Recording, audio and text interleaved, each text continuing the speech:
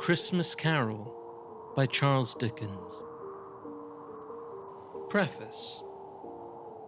I have endeavoured in this ghostly little book to raise the ghost of an idea which shall not put my readers out of humour with themselves, with each other, with the season, or with me. May it haunt their houses pleasantly, and no one wish to lay it. Their faithful friend and servant, C.D. December 1843. Stave 1. Marley's Ghost. Marley was dead, to begin with. There is no doubt whatever about that. The register of his burial was signed by the clergyman, the clerk, the undertaker, and the chief mourner. Scrooge signed it, and Scrooge's name was good upon change for anything he chose to put his hand to. Old Marley was as dead as a doornail. Mind, I don't mean to say that I know of my own knowledge what there is particularly dead about a doornail. I might have been inclined myself to regard a coffin nail as the deadest piece of ironmongery in the trade. But the wisdom of our ancestors is in the simile, and my unhallowed hands shall not disturb it, or the country's done for. You will therefore permit me to repeat emphatically that Marley was as dead as a doornail. Scrooge knew he was dead? Of course he did. How could it be otherwise?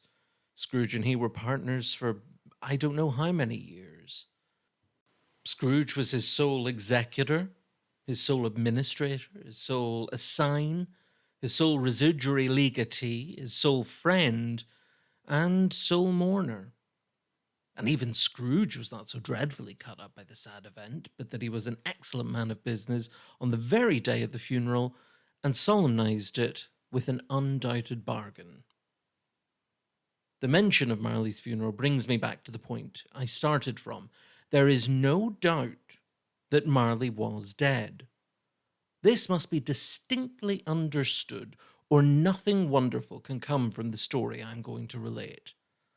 If we were not perfectly convinced that Hamlet's father died before the play began, there would be nothing more remarkable in his taking a stroll at night in an easterly wind upon his own ramparts than there would be in any other middle-aged gentleman rashly turning out after dark in a breezy spot, say St. Paul's churchyard, for instance, literally to astonish his son's weak mind. Scrooge never painted out old Marley's name. There it stood, years afterwards, above the warehouse door, Scrooge and Marley. The firm was known as Scrooge and Marley. Sometimes people new to the business called Scrooge Scrooge, and sometimes Marley, but he answered to both names. It was all the same to him.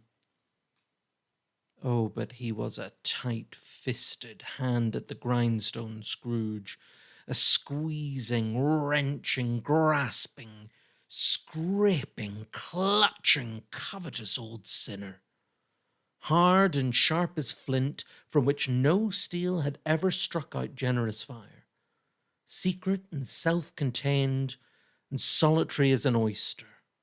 The cold within him froze his old features, nipped his pointed nose, shriveled his cheek, stiffened his gait, made his eyes red, his thin lips blue, and spoke out shrewdly in his grating voice. A frosty rime was on his head, and on his eyebrows and his wiry chin. He carried his own low temperature always about with him. He iced his office in the dog days, and didn't thaw it 1 degree at Christmas. External heat and cold had little influence on Scrooge. No warmth could warm, no wintry weather chill him. No wind that blew was bitterer than he, no falling snow was more intent upon its purpose, no pelting rain less open to entreaty. Foul weather didn't know where to have him. The heaviest rain and snow and hail and sleet could boast of the advantage over him in only one respect. They often came down handsomely, and Scrooge never did.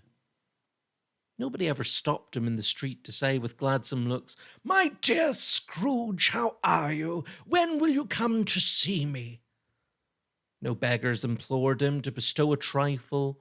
No children asked him what it was o'clock. No man or woman ever once in all his life inquired the way to such and such a place of Scrooge.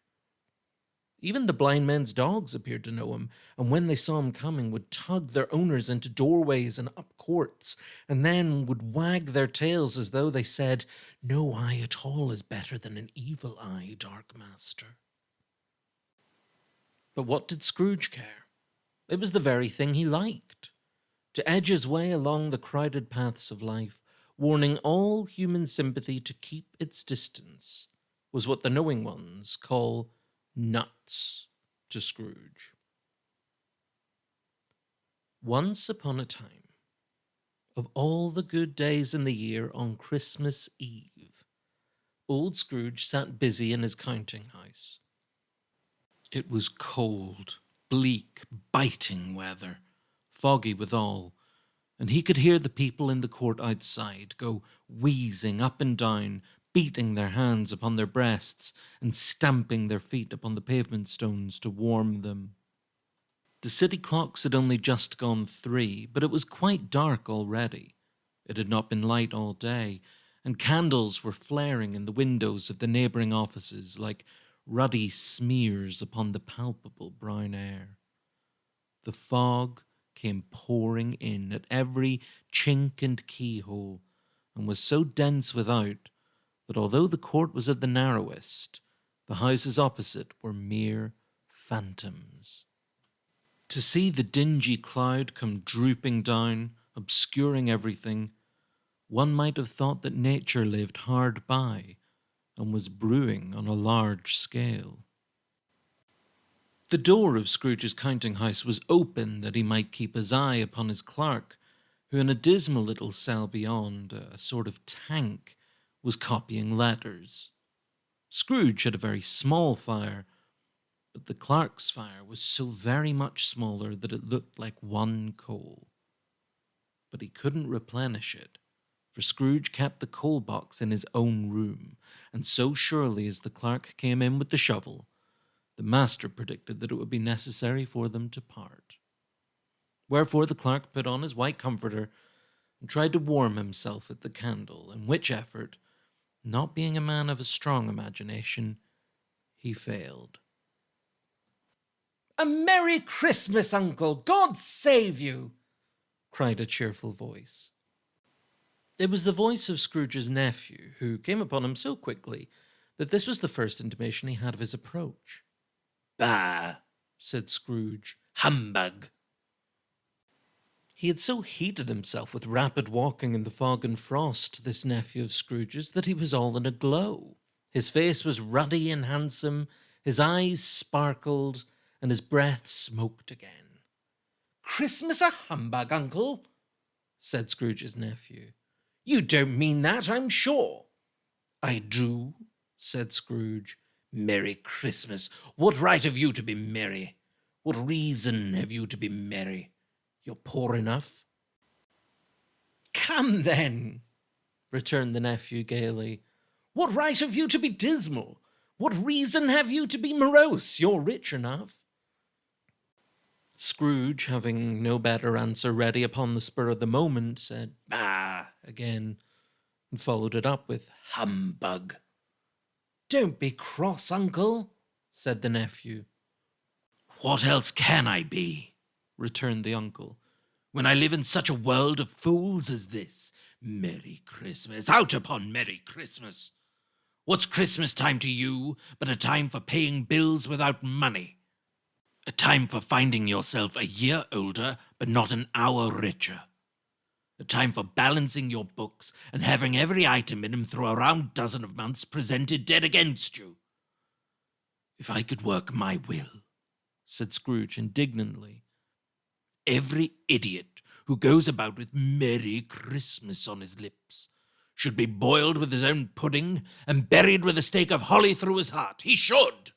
"Uncle!" pleaded the nephew. "Nephew," returned the uncle sternly. Keep Christmas in your way and let me keep it in mine. Keep it? Repeated Scrooge's nephew. But you don't keep it. Let me leave it alone then, said Scrooge. Much good may it do you. Much good it has ever done you. There are many things from which I have derived good, by which I have not profited, I dare say, returned the nephew. Christmas among the rest. But I am sure I have always thought of Christmas time, when it has come around, apart from the veneration due to its sacred name and origin, if anything belonging to it can be apart from that, as a good time, a kind, forgiving, charitable, pleasant time. The only time I know of in the long calendar of the year when men and women seem by one consent to open their shut-up hearts freely and to think of people below them as if they were really fellow passengers to the grave and not another race of creatures bound on other journeys. And therefore, uncle, though it has never put a scrap of gold or silver in my pocket, I believe it has done me good and will do me good, and I say God bless it. The clerk in the tank involuntarily applauded. Becoming immediately sensible of the impropriety, he poked the fire and extinguished the last frail spark forever. Let me hear another sound from you, said Scrooge, and you'll keep your Christmas by losing your situation. You're quite a powerful speaker, sir, he added, turning to his nephew. I wonder you don't go into Parliament. Don't be angry, uncle. Come, dine with us tomorrow. Scrooge said that he would see him. Yes, indeed he did. He went the whole length of the expression and said that he would see him in that extremity first. But why? Cried Scrooge's nephew. Why? Why did you get married? Said Scrooge. Because I fell in love. Because you fell in love, growled Scrooge, as if that were the only one thing in the world more ridiculous than a Merry Christmas. Good afternoon. Nay, uncle, but you never came to see me before that happened. Why give it as a reason for not coming now? Good afternoon, said Scrooge. I want nothing from you. I ask nothing of you. Why cannot we be friends? Good afternoon, said Scrooge. I am sorry with all my heart to find you so resolute. We have never had any quarrel to which I have been a party, but I have made the trial in homage to Christmas, and I will keep my Christmas humour to the last. So a Merry Christmas, uncle. Good afternoon, said Scrooge, and a Happy New Year. Good afternoon, said Scrooge. His nephew left the room without an angry word notwithstanding. He stopped at the outer door to bestow the greetings of the season on the clerk, who, cold as he was warmer than Scrooge, for he returned them cordially. There's another fellow, muttered Scrooge, who overheard him. My clerk with 15 shillings a week and a wife and family, talking about a Merry Christmas. I'll retire to Bedlam. This lunatic, in letting Scrooge's nephew out, had let 2 other people in. They were portly gentlemen, pleasant to behold, and now stood with their hats off in Scrooge's office. They had books and papers in their hands, and bowed to him. Scrooge and Marley's, I believe, said one of the gentlemen, referring to his list. Have I the pleasure of addressing Mr. Scrooge or Mr. Marley? Mr. Marley has been dead these 7 years, Scrooge replied. He died 7 years ago this very night. We have no doubt his liberality is well represented by his surviving partner, said the gentleman, presenting his credentials. It certainly was, for they had been 2 kindred spirits.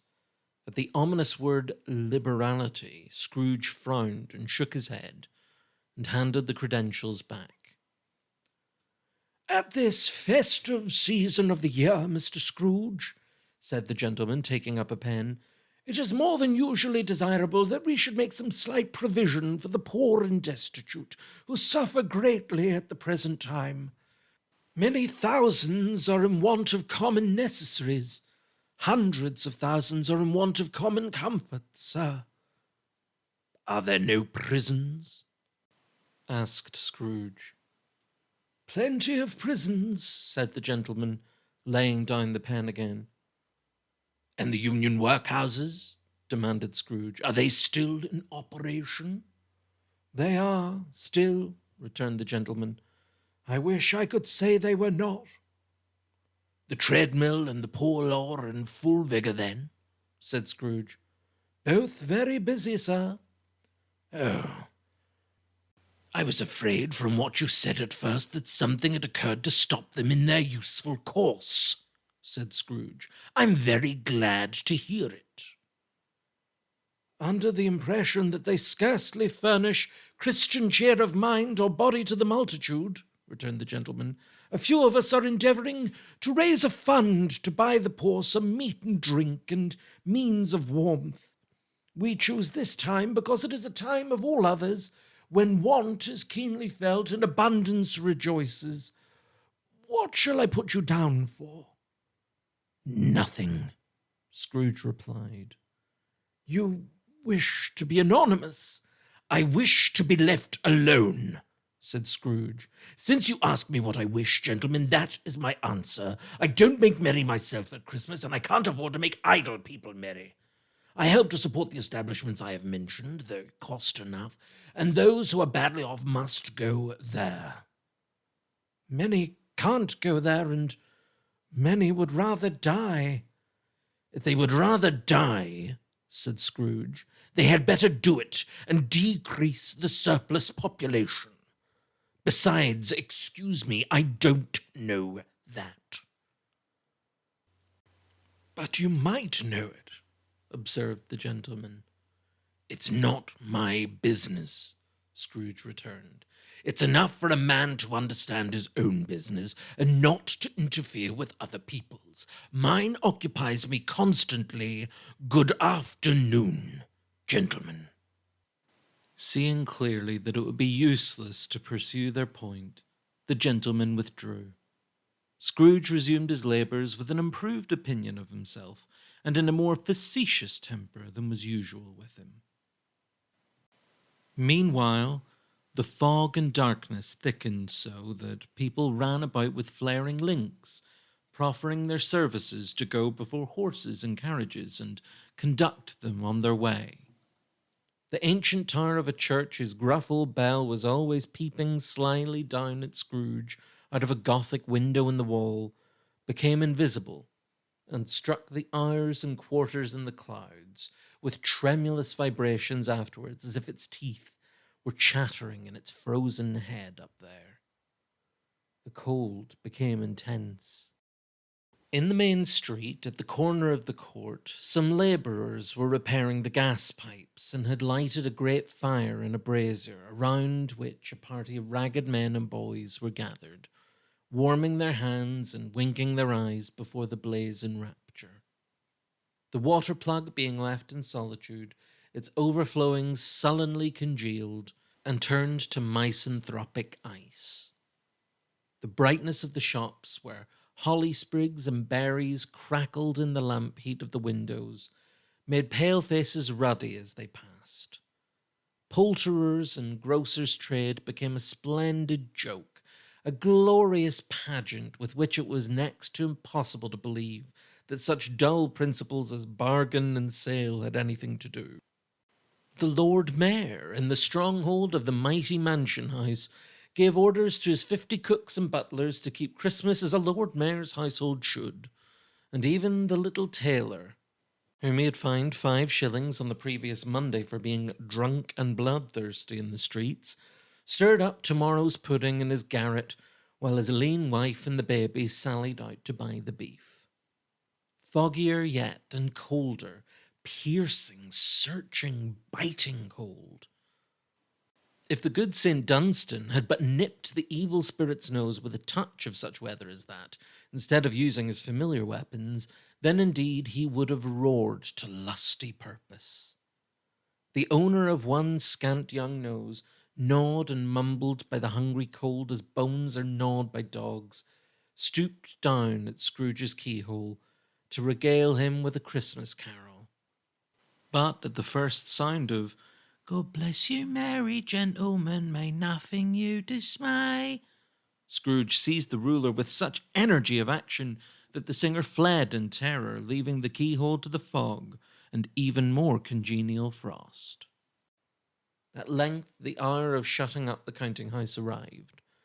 With an ill will, Scrooge dismounted from his stool and tacitly admitted the fact to the expectant clerk in the tank, who instantly snuffed his candle out and put on his hat. "You'll want all day tomorrow, I suppose?" said Scrooge. "If quite convenient, sir." "It's not convenient," said Scrooge, "and it's not fair. If I was to stop half a crown for it, you'd think yourself ill-used, I'll be bound." The clerk smiled faintly. "And yet," said Scrooge, "you don't think me ill-used when I pay a day's wages for no work." The clerk observed that it was only once a year.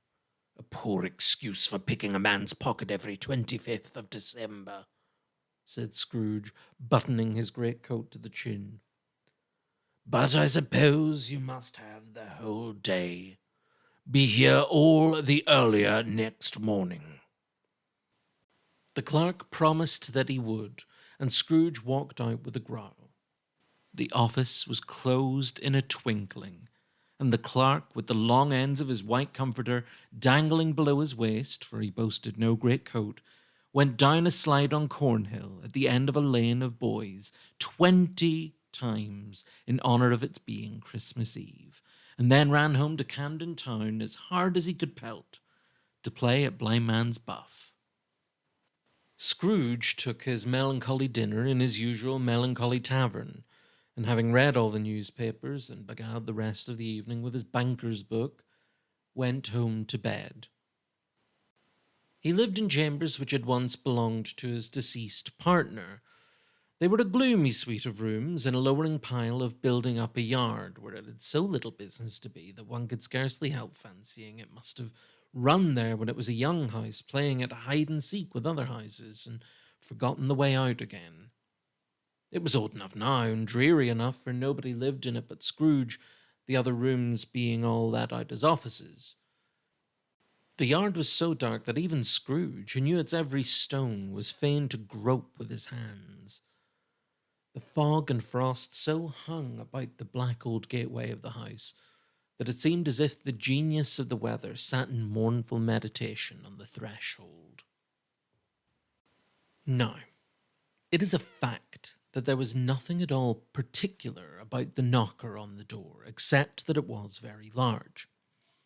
It is also a fact that Scrooge had seen it night and morning during his whole residence in that place. Also, that Scrooge had as little of what is called fancy about him as any man in the city of London, even including, which is a bold word, the corporation, aldermen, and livery. Let it also be borne in mind that Scrooge had not bestowed one thought on Marley since his last mention of his 7 years dead partner that afternoon. And then, let any man explain to me, if he can, how it happened that Scrooge, having his key in the lock of the door, saw in the knocker, without its undergoing any intermediate process of change, not a knocker, but Marley's face. Marley's face. It was not an impenetrable shadow as the other objects in the yard were, but it had a dismal light about it, like a bad lobster in a dark cellar. It was not angry or ferocious, but looked at Scrooge as Marley used to look, with ghostly spectacles turned up on its ghostly forehead. The hair was curiously stirred as if by breath or hot air, and though the eyes were wide open, they were perfectly motionless. That and its livid color made it horrible, but its horror seemed to be in spite of the face and beyond its control rather than a part of its own expression. As Scrooge looked fixedly at this phenomenon, it was a knocker again. To say that he was not startled, or that his blood was not conscious of a terrible sensation to which it had been a stranger from infancy, would be untrue. But he put his hand upon the key he had relinquished, turned it sturdily, walked in, and lighted his candle. He did pause with a moment's irresolution before he shut the door, and he did look cautiously behind it first, as if he half expected to be terrified with the sight of Marley's pigtails sticking out into the hall. But there was nothing on the back of the door, except the screws and nuts that held the knocker on, so he said, "Pooh, pooh," and closed it with a bang. The sound resounded through the house like thunder. Every room above and every cask in the wine merchant's cellars below appeared to have a separate peal of echoes of its own. Scrooge was not a man to be frightened by echoes. He fastened the door and walked across the hall and up the stairs, slowly too, trimming his candle as he went. You may talk vaguely about driving a coach and six up a good old flight of stairs, or through a bad young Act of Parliament. But I mean to say you might have got a hearse up that staircase and taken it broadwise with the splinter bar towards the wall and the door towards the balustrades and done it easy. There was plenty of width for that and room to spare, which is perhaps the reason why Scrooge thought he saw a locomotive hearse going on before him in the gloom. Half a dozen gas lamps out of the street wouldn't have lighted the entry too well, so you may suppose that it was pretty dark with Scrooge's dip. Up Scrooge went, not caring a button for that. Darkness is cheap, and Scrooge liked it. But before he shut his heavy door, he walked through his rooms to see that all was right.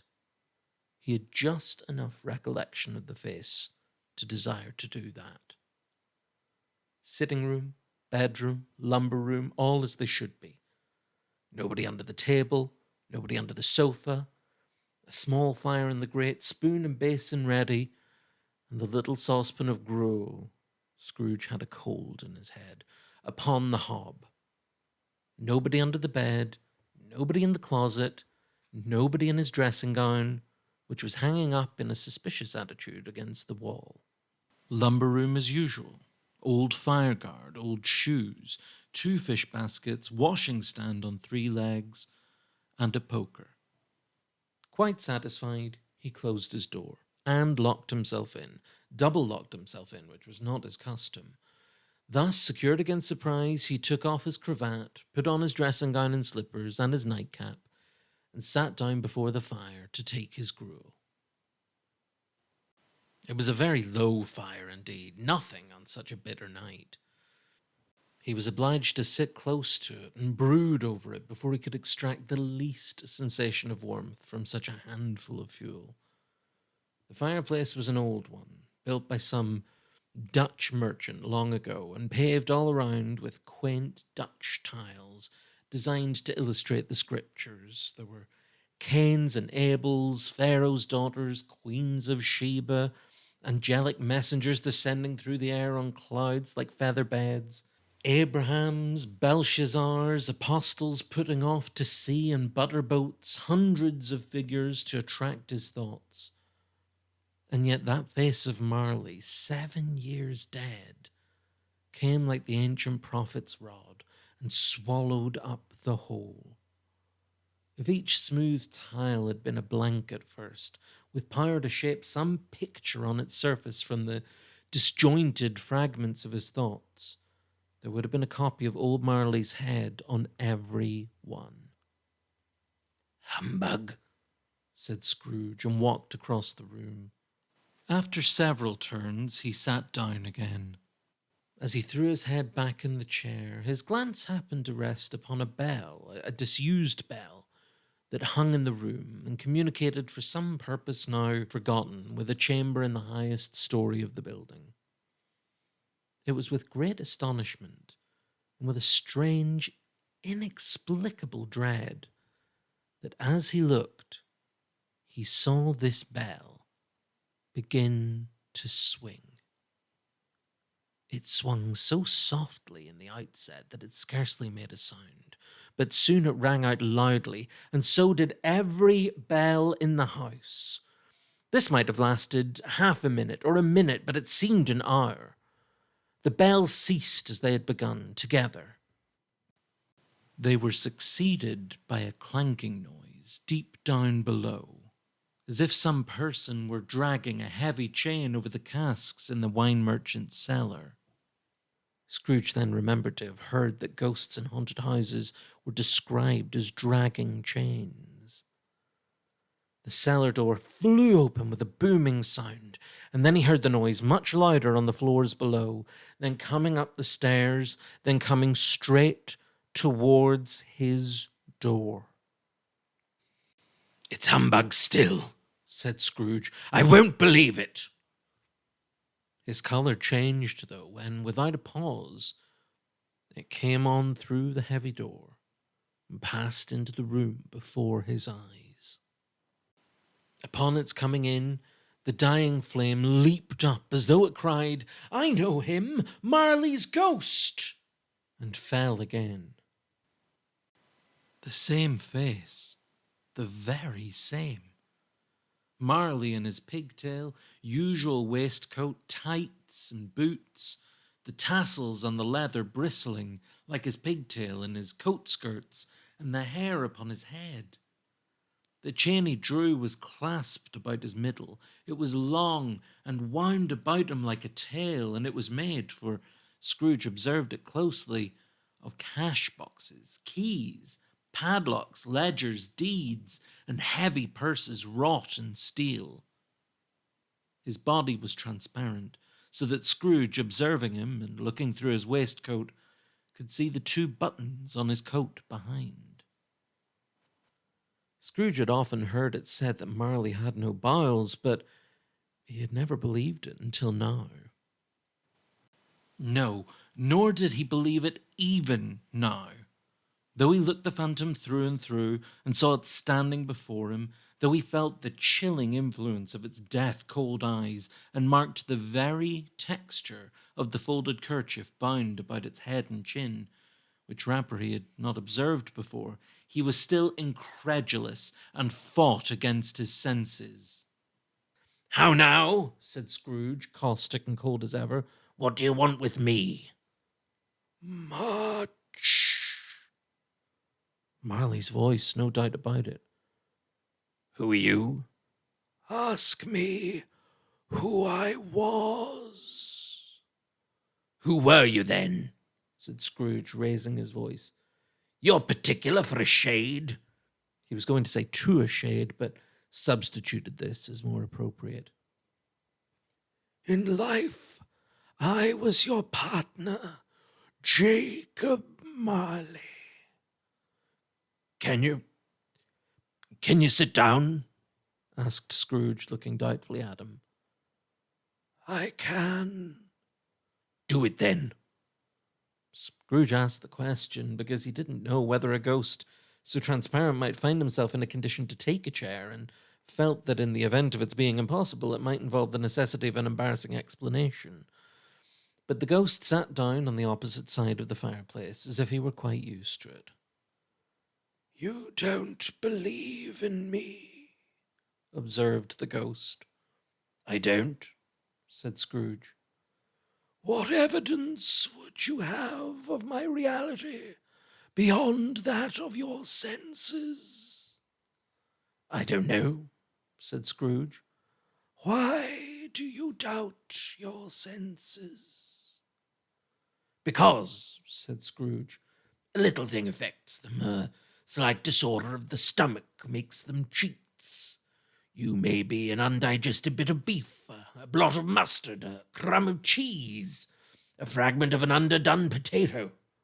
There's more of gravy than of grave about you, whatever you are. Scrooge was not much in the habit of cracking jokes, nor did he feel in his heart by any means waggish then. The truth is that he tried to be smart as a means of distracting his own attention and keeping down his terror, for the spectre's voice disturbed the very marrow in his bones. To sit staring at those fixed, glazed eyes in silence for a moment would play, Scrooge felt, the very deuce with him. There was something very awful, too, in the spectre's being provided with an infernal atmosphere of its own.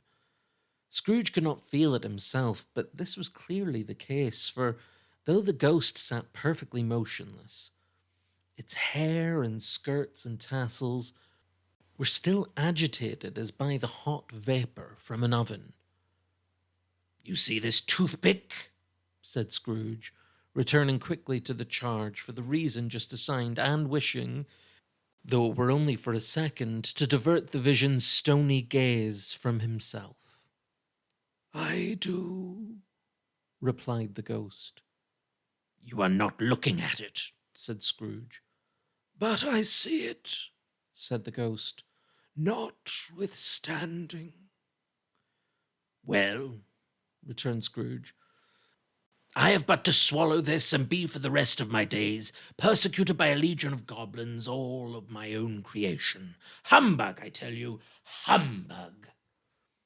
At this, the spirit raised a frightful cry and shook its chain with such a dismal and appalling noise that Scrooge held on tight to his chair to save himself from falling in a swoon. But how much greater was his horror when the phantom, taking off the bandage round its head as if it were too warm to wear indoors, its lower jaw dropped down upon its breast. Scrooge fell upon his knees and clasped his hands before his face. "Mercy!" he said. "Dreadful apparition, why do you trouble me?" "Man of worldly mind," replied the ghost, "do you believe in me or not?" "I do," said Scrooge. "I must. But why do spirits walk the earth, and why do they come to me?" "It is required of every man," the ghost returned, "that the spirit within him should walk abroad among his fellow men, and travel far and wide, and if that spirit goes not forth in life, it is condemned to do so after death. It is doomed to wander through the world, oh, woe is me, and witness what it cannot share, but might have shared on earth, and turned to happiness." Again the spectre raised a cry, and shook its chain, and wrung its shadowy hands. "You are fettered," said Scrooge, trembling. "Tell me why." "I wear the chain I forged in life," replied the ghost. "I made it link by link, and yard by yard. I girded it on of my own free will, and of my own free will I wore it. Is its pattern strange to you?" Scrooge trembled more and more. "Or would you know," pursued the ghost, "the weight and length of the strong coil you bear yourself? It was full as heavy and as long as this 7 Christmas Eves ago. You have labored on it since. It is a ponderous chain." Scrooge glanced about him on the floor in the expectation of finding himself surrounded by some 50 or 60 fathoms of iron cable, but he could see nothing. "Jacob," he said imploringly, "old Jacob Marley, tell me more. Speak comfort to me, Jacob." "I have none to give," the ghost replied. "It comes comes from other regions, Ebenezer Scrooge, and is conveyed by other ministers to other kinds of men. Nor can I tell you what I would. A very little more is all permitted to me. I cannot rest, I cannot stay, I cannot linger anywhere. My spirit never walked beyond our counting house. Mark me! In life, my spirit never roved beyond the narrow limits of our money-changing hole, and weary journeys lie before me. It was a habit with Scrooge, whenever he became thoughtful, to put his hands in his breeches pockets. Pondering on what the ghost had said, he did so now, but without lifting up his eyes or getting off his knees. "You must have been very slow about it, Jacob," Scrooge observed in a businesslike manner, though with humility and deference. "Slow?" the ghost repeated. 7 years dead, mused Scrooge. and travelling all the time. "The whole time," said the ghost. "No rest, no peace, incessant torture of remorse." "You travel fast?" said Scrooge. "On the wings of the wind," replied the ghost. "You might have got over a great quantity of ground in 7 years," said Scrooge. The ghost, on hearing this, set up another cry and clanked its chains so hideously in the dead silence of the night that the ward would have been justified in indicting it for a nuisance. "Oh, captive bound and double ironed," cried the phantom, "not to know that ages of incessant labor by immortal creatures for this earth must pass into eternity before the good of which it is susceptible is all developed. Not to know that any Christian spirit working kindly in its little sphere, whatever it may be, will find its mortal life too short for its vast means of usefulness. Not to know that no space of regret can make amends for one's life's opportunity misused. Yet such was I, oh, such was I." "But you were always a good man of business, Jacob," faltered Scrooge, who now began to apply this to himself. "Business!" cried the ghost, wringing its hands again. "Mankind was my business. The common welfare was my business. Charity, mercy, forbearance, and benevolence were all my business. The dealings of my trade were but a drop of water in the comprehensive ocean of my business."